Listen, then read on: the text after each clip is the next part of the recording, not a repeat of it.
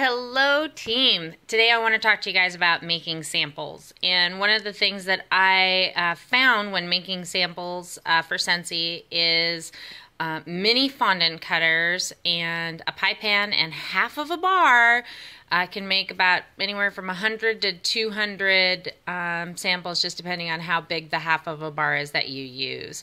And if you reheat the wax a second time to use the scraps to make a second batch. So I'm going to show you what I did and what I've done and how I do it.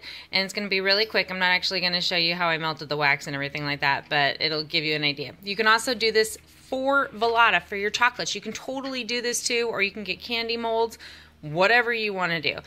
For the rubs, I would just put it in a little baggie and do that instead. But all right, let's get started. So this right here is all you need. It is a typical pie pan. This is a half of a bar of tomato vine. So this would cost you, let's say a bar is $5, so it would cost you $2.50 basically to make in wax. Here's fondant cutters. This is a ginormous one, and you could tell it would make about maybe 15 samples at most if you were to use one of these. This is a little mid-sized fondant cutter. Probably get about 40, 50 of them. And you know, so you might actually, this is actually a good size if you don't have a ton of customers, or if you want to give certain customers bigger samples. And then we have our little mini fondant cutters, and I want to just show you, compared to my pinky, how big this is. Okay, so when you look at it, it is tiny.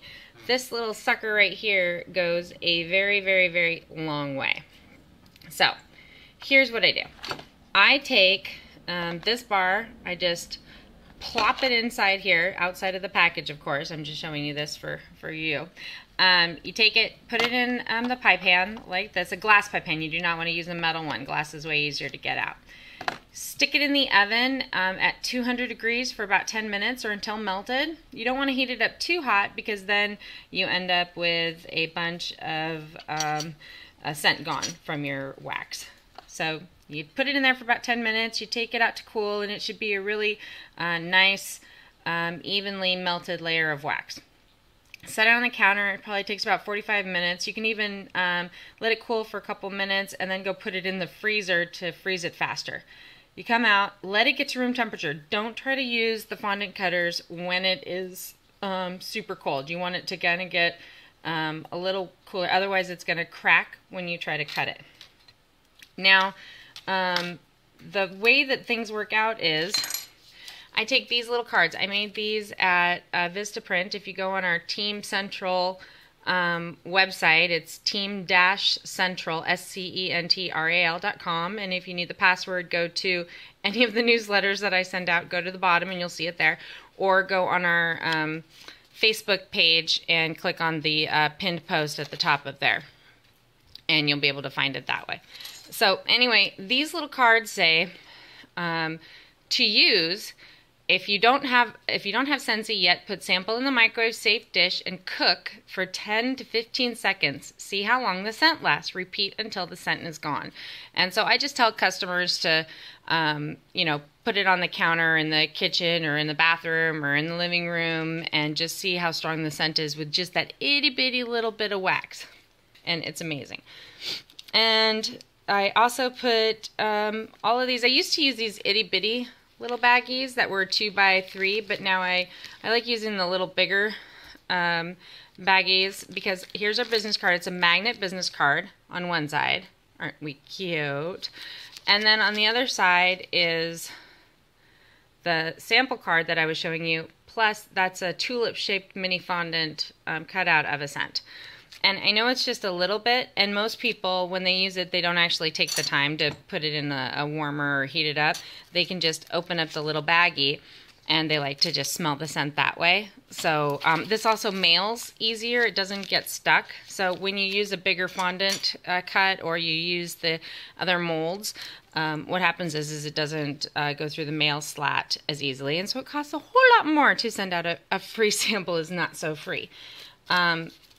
There's also these other things. They're called wave cutters, and they are sharp, and I suck at using them. You can take them and take a bar. In the past, people used to use our Scentsy bricks, which were like huge bars. But you basically take them and you would, put them and you'd slide and make little wavy cuts, and then you'd break them into little bits, and they'd end up looking like little wavy wax bits in your little baggies that you'd mail out.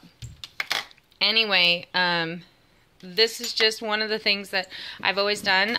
You can also take wax and put it in a measuring cup and then pour it into molds, which I don't do because I drip wax everywhere. So I've learned I've tried doing this about every way that there is possible, and all I know is that the mini fondant cutter way with the pie plate pan is the cheapest.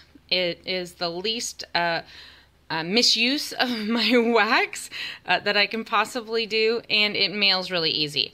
There is a friend of mine, her name is Dawn. She goes by Spice Dawn. You can look her up on YouTube.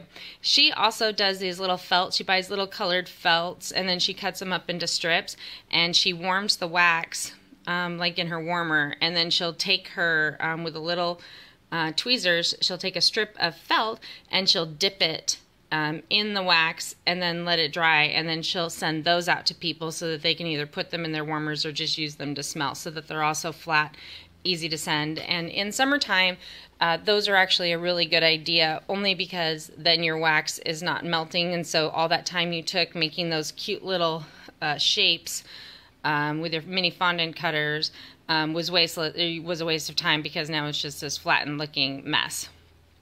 Okay, so the total cost of this is $2.50 for a half of a bar.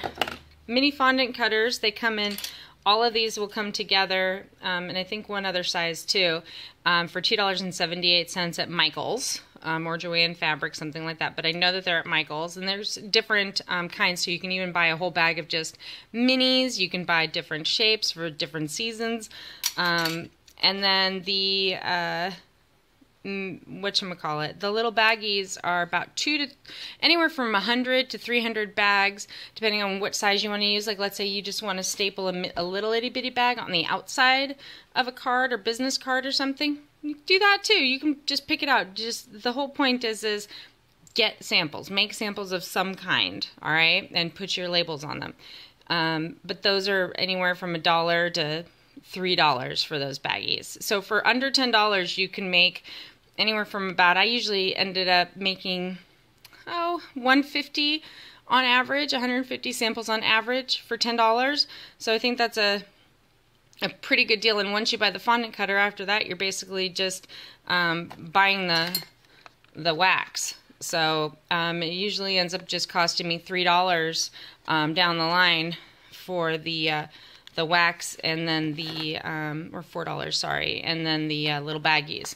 So go to Michael's, get some mini fondant cutters. This wavy cutter, I think, was about maybe $3 or $4 at Michael's as well. And you can get all of these things in the candy section. So there's a candy aisle there, and you just ask where the mini fondant cutters are, and they will tell you where they are.